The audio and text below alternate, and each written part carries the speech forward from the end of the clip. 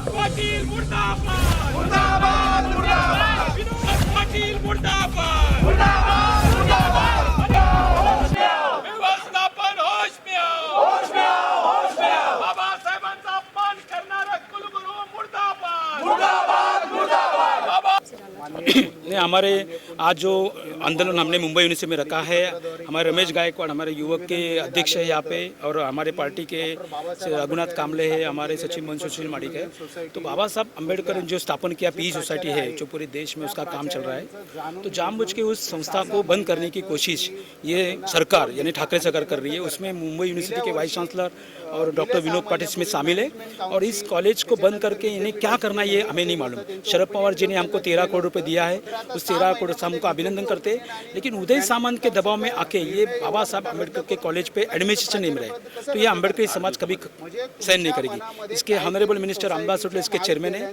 तो जानबूझ के रिपब्लिकन पार्टी के अठवले साहब पे पॉलिटिक्स करके जानबूझ के कॉलेज बंद करने के लिए कोशिश करे। तो हमारा ये कहना है कि यूनिवर्सिटी ने इमीडिएट इसके बारे में जो इफेक्ट लिया है वो कैंसिल करना चाहिए, और डॉक्टर विनोद पाटिल को एट्रोसिटी एक्ट के तहत अरेस्ट होना चाहिए, हमारी मांग है। अन्यथा पूरे महाराष्ट्र में इसका आंदोलन होगा। आज उत्तर प्रदेश में जिस तरह से दलित महिला पे अत्याचार हो रहा है, जिस तरह से महाराष्ट्र में बाबा साहब अम्बेडकर के जो संस्था है जो कॉलेज से बंद करने की कोशिश कर रहे हैं, तो ये एक षड्यंत्र इस जातिवादी सरकार कर रही है। इसमें ठाकरे सरकार का बहुत बड़ा हाथ है, लेकिन हम शरद पवार के बारे में बहुत अच्छा कहना चाहते हैं, क्योंकि शरद पवार हमारे फेवर में है। उन्होंने हमें हमारे बाबा साहब अम्बेडकर समाज को बहुत मानते हैं। उन्होंने बाबा साहब का नाम दिया था औरंगाबाद यूनिवर्सिटी को। आज जो बाबा साहब अम्बेडकर को 13 करोड़ दे रहे हैं, तो उनके बारे में हमें कुछ कहना नहीं है। लेकिन ठाकरे सरकार ये शरद पवार साहब के आदेश से चल रहा है, लेकिन शरद पवार की ये बात नहीं सुन रही है, ऐसा मुझे लग रहा है। तो यहाँ पे कुछ तो गलत हो रहा है। तो क्या लग रहा है ठाकरे सरकार को इससे क्या वजह हो सकती है कि इस तरह का अगर फैसला ले रहे, इस तरह की चीजें अगर वो बोल रहे हैं, तो उससे उनको क्या वजह हो सकती है? इसके पीछे की वजह क्या है? नहीं, मुझे ऐसा लग रहा है कि रामदास अठवले साहब ने जो आज कंगना के बारे में हो, पायल घोष के बारे में हो, हर्ष किसी के बारे में जो उन्होंने इशू किया है, तो ये पॉलिटिकल इशू है, लेकिन इसका गुस्सा उन्हें ठाकरे सरकार को है। तो रामदास अठवले साहब को तकलीफ देने के लिए जानबूझ के ये डॉक्टर बाबा साहब अम्बेडकर कॉलेज, क्योंकि उसके चेयरमैन वो है, तो एक कास्ट सिस्टम और जातीयवाद है, ऐसा मुझे लग रहा है। आज के समय पे जो जातिवाद चल रहा है, चाहे वो हाथरस का मामला हो या अम्बेडकर विद्यापीठ का मामला हो, किस तरह देखते हो? आज का जो मोर्चा निकाला गया, क्यों निकाला गया है? ये मोर्चा इसके लिए निकाला है कि यहाँ के जो कुलगुरु है उन्होंने जातिवाद किया है।